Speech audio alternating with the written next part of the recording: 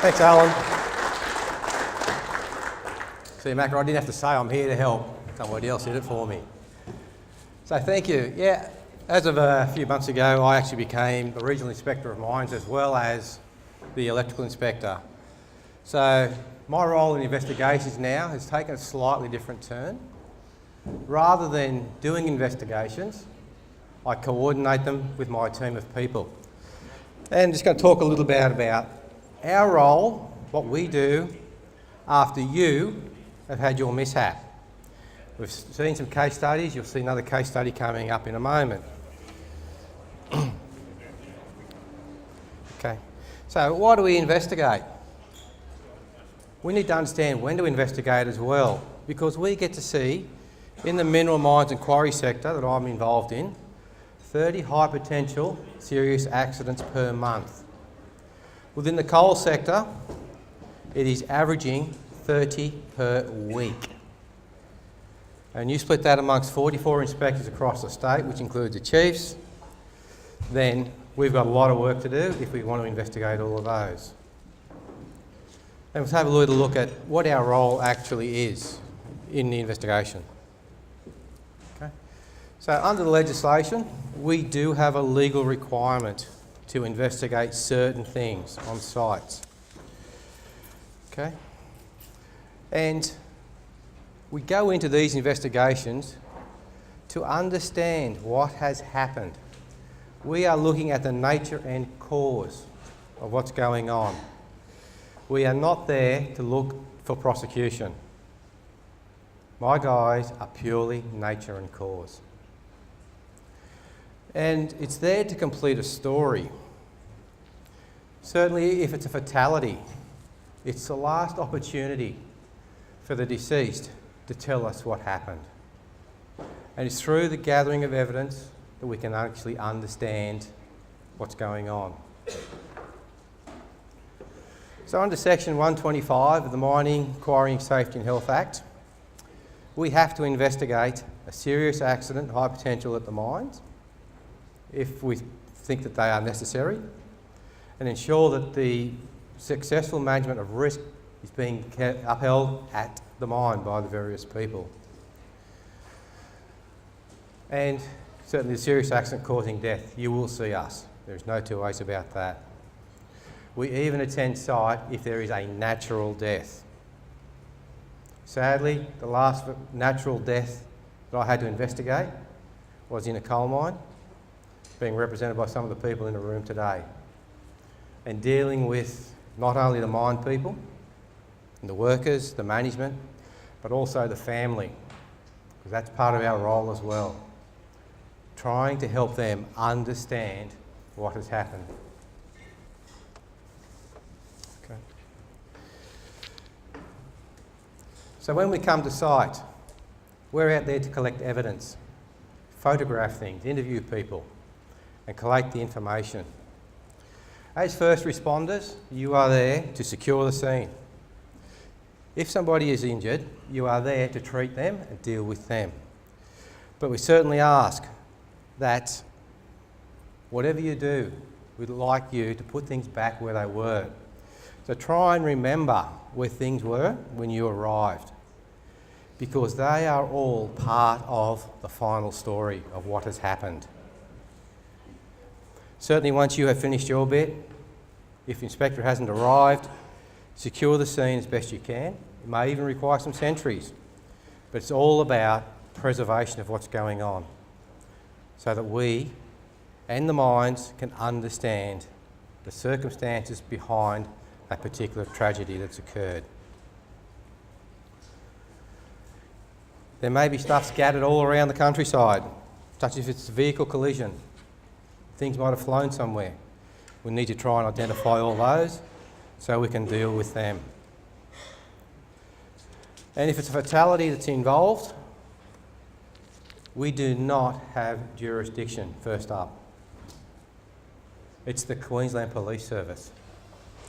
They come in, they will have a look, they will assess the situation. If there's any potential criminal intent, they will deal with the matter. When they are convinced that it is not a criminal action involved, they will hand the scene across to us. This was a situation at the Mount Moss mine in far north Queensland some years ago, where a loader driver drove over the supervisor and killed the supervisor.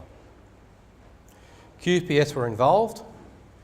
QPS secured the scene and would not let us interfere with the scene or talk to the loader driver for some time. They actually did lay charges against that person. Once certain aspects of their particular investigation were completed, we then got involved to go down, looking through the mining inquiring legislation, what had actually happened, what were the opportunities or the learnings coming out of it. So like you guys, we do have some operational manuals and procedures. So we pick on you, we've got things as well.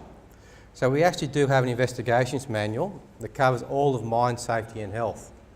In that category is our Explosives Inspectorate, Petroleum and Gas Inspectorate, Coal Inspectorate and Mineral Mines and Quarries. So it tells us how we are going to go around investigating an issue. From collecting initial information of the incident through to implementation of coronial recommendations. So it covers a broad breadth of things. Also helps us to understand the interaction between mine personnel, inspectors, police, the coroner, the minister, the Chief Inspector of Mines, the relevant one, and other emergency services. So it's all about how we interface with these people and go around understanding what actually is there. So we actually go out and there's 6 key elements. If nothing else, guys, something I'd like you to take away is on this slide and the next slide. The focus areas that are really, really interesting to look into through your safety and health system, through the eyes of your people. How were they actually supervised? Do you really have adequate supervision in the workplace? Are you applying undue time and resource pressures to people? Give people the right tools at the time to deal with what they need to deal with. Give them adequate time. In another gig, I actually present electrical awareness. There's a question I ask the audience, because they are non-electrical people. If an electrician says it's going to take an hour to do a task, how many hours do you really plan for? Anybody have a guess? Yeah, a lot of laughing going on because they know it's going to be more than an hour. It's usually up around 4 times. We're good at doing that. We know how to plan. Okay? And the other thing is the procedures and risk assessments associated with the activity. Your system should have a lot of this stuff already in it, which is great. And from what we saw from Simon this morning, starting to look around your emergency preparedness, things that you should have considered. That's the sort of information that we would like to have a look at.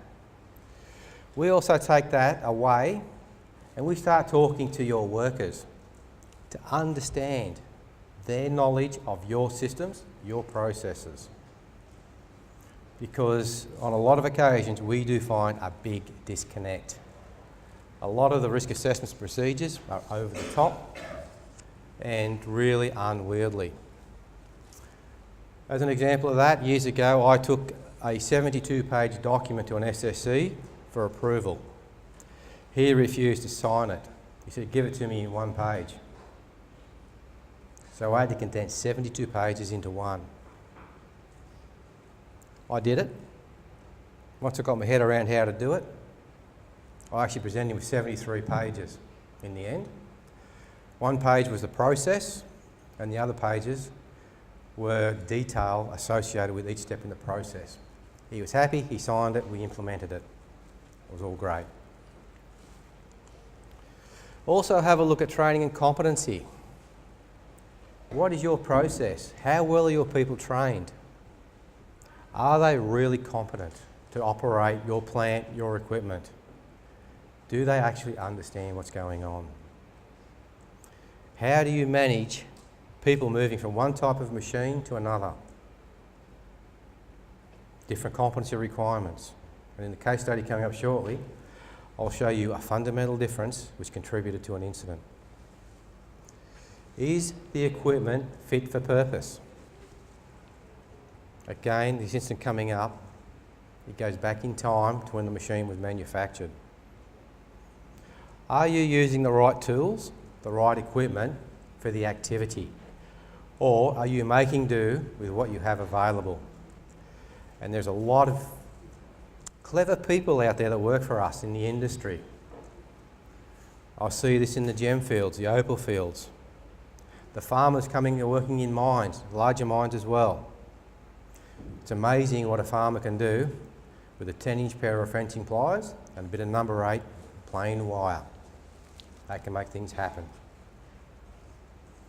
And of course, when it all goes pear-shaped, how do you respond? How do you react? Your emergency response procedure. And again, Simon outlined a very good methodology that within evolution of people to notify, processes to follow, to make sure everything is being adequately managed at the right time and by the right people. But one thing I will ask is, how often do you actually test your systems?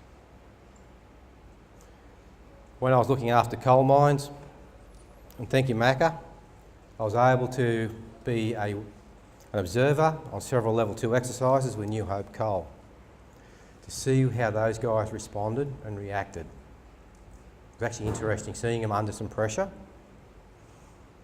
I was also fortunate to be an observer on the metalliferous level 1 exercise last year at George Fisher. I was actually stationed at the winder, watching the emergency response people go into the mine, all fitted up with their self-contained breathing apparatus. In they get into the cage, in goes the winder driver with nothing. So they were potentially going down into a situation of toxic gases, yet the winder driver was not given any oxygen or anything else. Then when they came back to the surface, trying to dock the stage at the plat, 4 attempts, and they told the casualty in the end, I'll just get up and walk out, it's an exercise. So how fair dinkum are you at doing your exercises? In 2 weeks' time, I will be at level 2 for a quarry. It's probably unheard of by a lot of people, but this is a quarry who is being proactive, getting ready for that ooh-ha moment to see how their people respond. So I certainly do stress, test your system, be it a desktop test, be it a full mine test, whatever you need to deal with. Our process really follows the ICAM model, the Incident Cause Analysis method. A lot of other people use it as well. As we start through this process, it actually ties up a lot of people from the Inspectorate for significant amounts of times. Depends what the actual incident is to how many people turn up. If it's fatality, you may see 4 inspectors turn up. By the way, I've only got 4. That's all my workforce could turn up to your site for an investigation for a few days. It's all about gathering that initial information, that initial evidence. Then we might start to scale back to a couple of inspectors, and typically they'll be there for a couple of weeks, sort some things out, come back to the office, collate their thoughts. Then these 2 inspectors are tied up for the next 6 months doing the investigation report and pulling all the data together.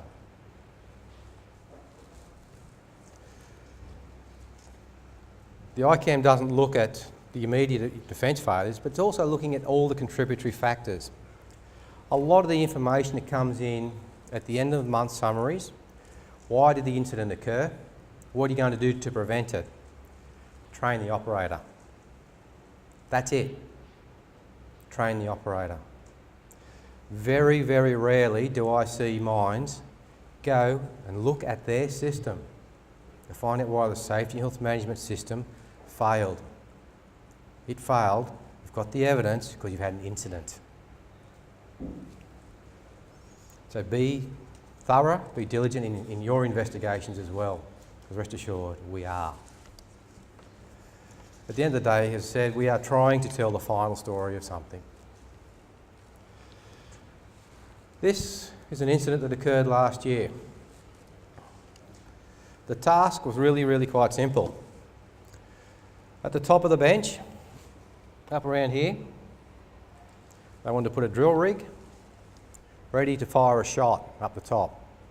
They wanted some of the material out of this particular quarry. The drill rig operator identified that the ground was not suitable for his rig, and he asked the quarry to take some dirt up and tip it up the top here, which he was doing.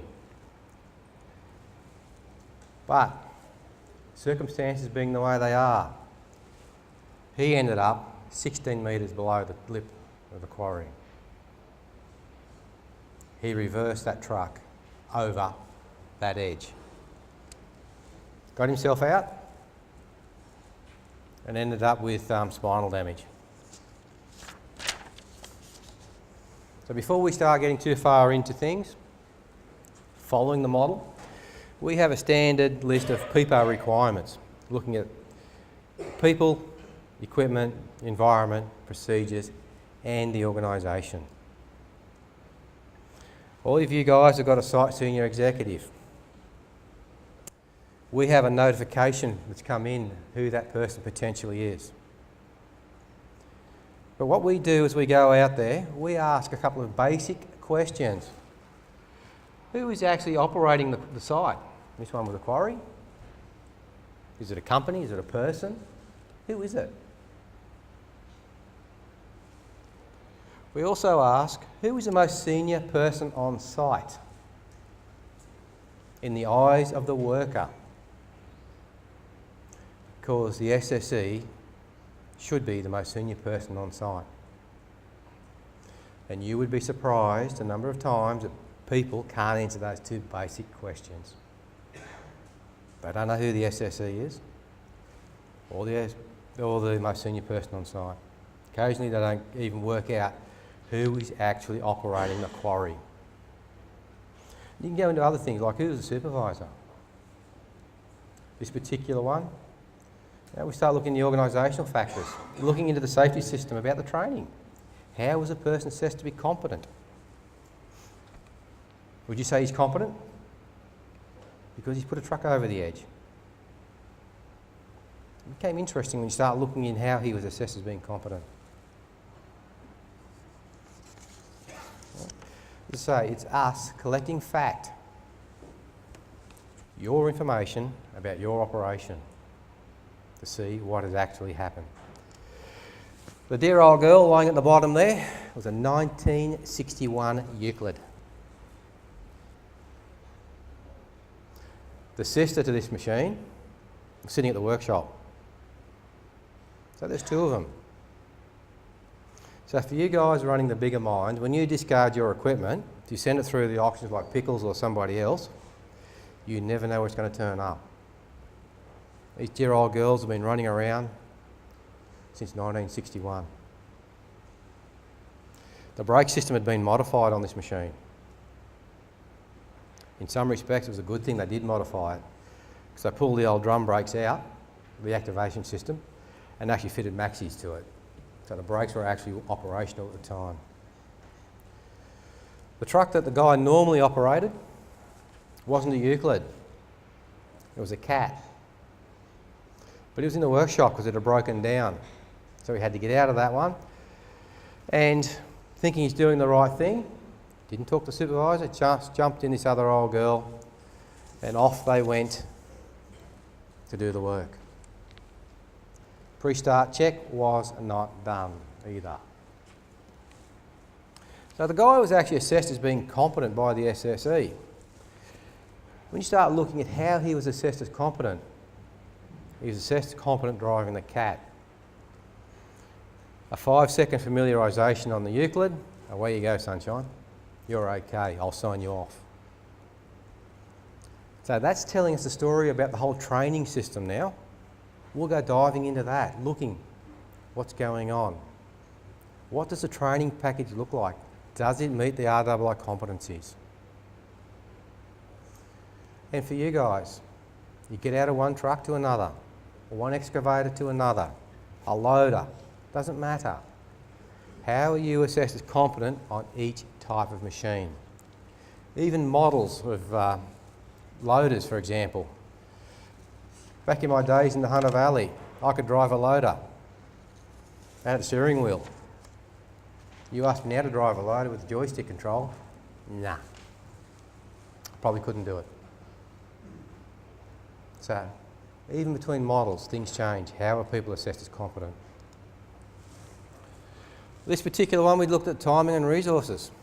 There's no time pressure. The driller had other areas he could drill holes while they prepared the pad. So there's no issues there. From the resources point of view, they had a spare truck. Let's use it. Whether it's fit for purpose or not, you can argue that particular question. And this one we started looking at their procedures and the risk management practices.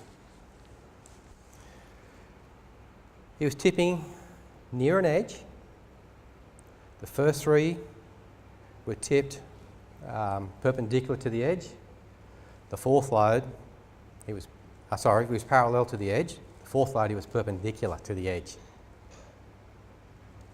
He was not wearing a seatbelt. I asked for a copy of the operational requirements for this particular truck. No manual exists. I eventually found the serial number on the truck, because I actually had to go up and do some other things after the event. I went looking at it myself. We got in touch with Hitachi, who are the agents nowadays, and they said if we wanted those manuals, they will have to get them out of the archives. They don't even have them. Not even in Australia. They're in Canada. So again, do you have all your operational manuals? Do your people know what's in those manuals? Are they reading them? These are checks that you can do, simple checks. But in an investigation, all this comes out to find out all the failings within your system. As I said, there was no pre-start check done on this truck before it was used.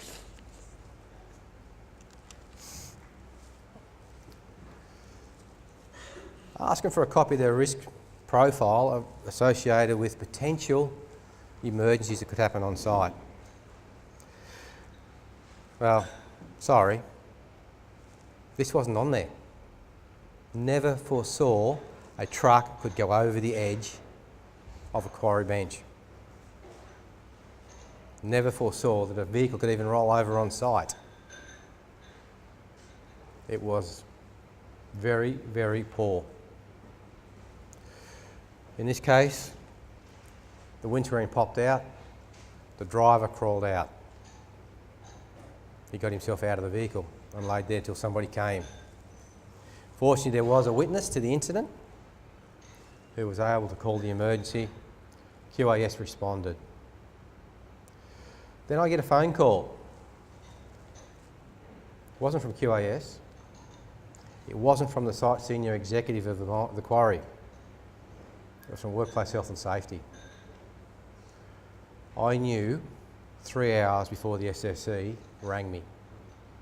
And the only reason I spoke to the SSE is I rang the quarry to get hold of him to find out what was going on. He didn't tell us. The grapevine works very, very well.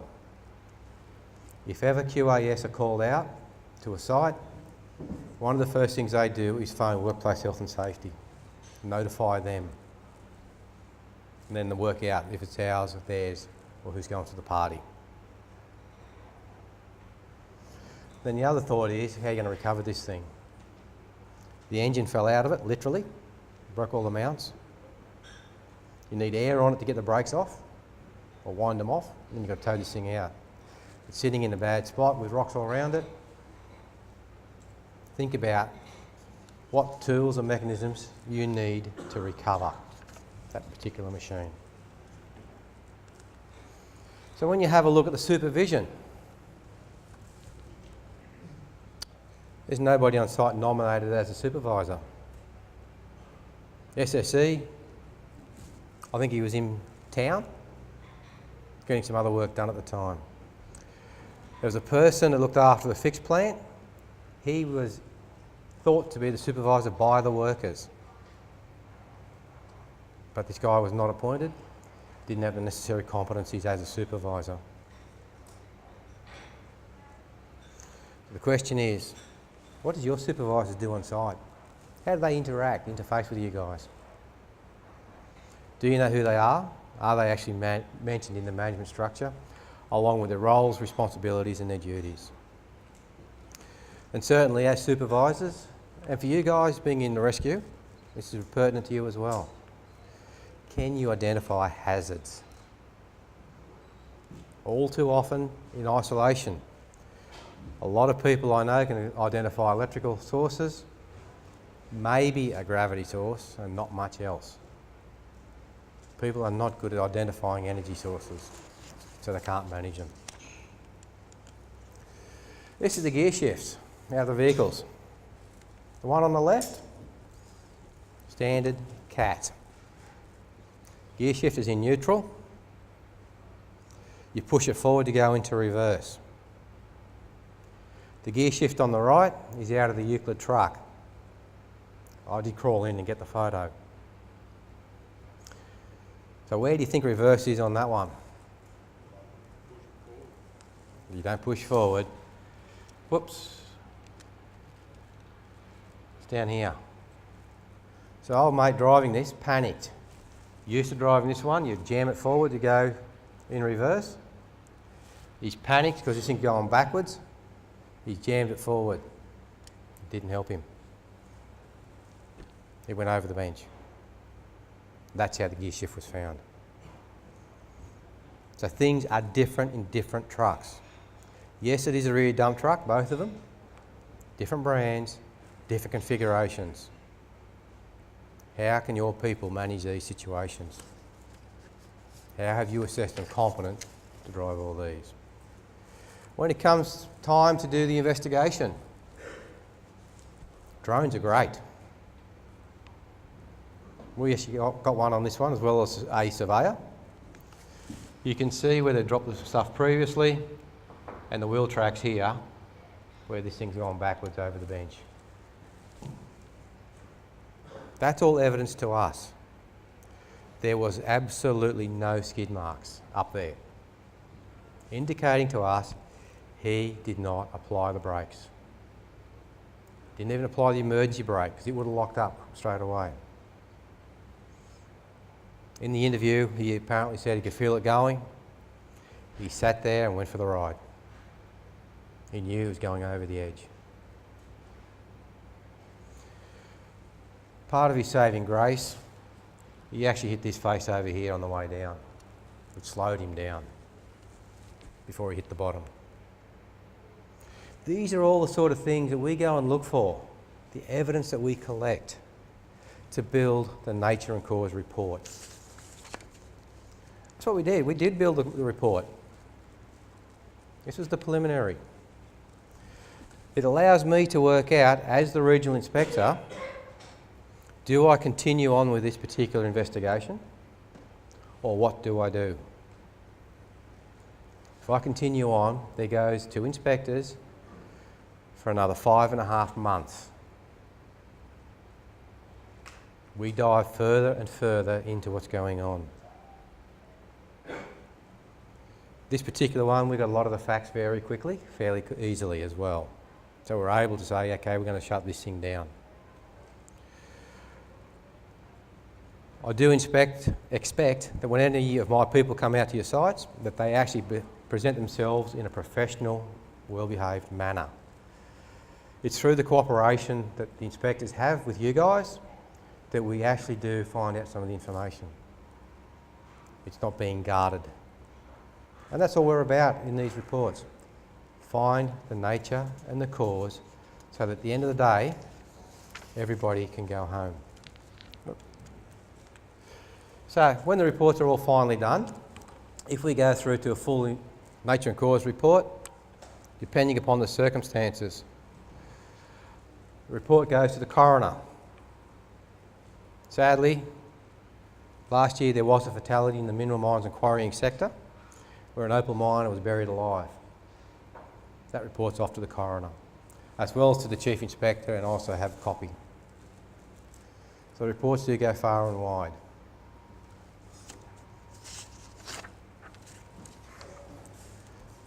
You'll notice I've never spoken about prosecution. That is not part of this process. That is totally separate. Doesn't mean that we won't take compliance action. This particular case study, compliance action was taken. I suspended all activities on site for an ineffective safety and health management system. The evidence was lying at the bottom of the quarry. They were closed for 3 weeks. Now, stop and think about lost revenue. Harm to your business and your business name. That all comes out to play.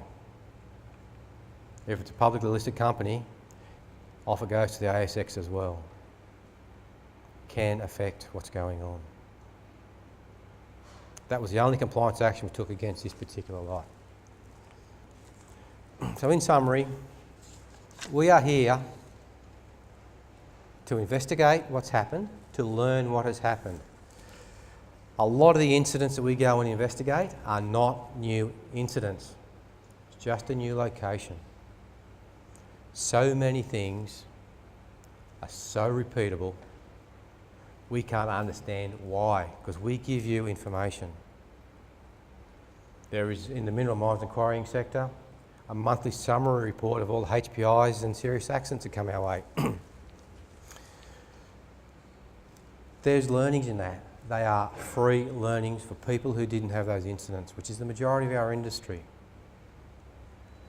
So information is available, safety alerts, safety bulletins. Certainly our goal is to strive to stop repetition of incidents from the past. We need your help to do that. Through mutual cooperation, I think that we can achieve it. Thank you.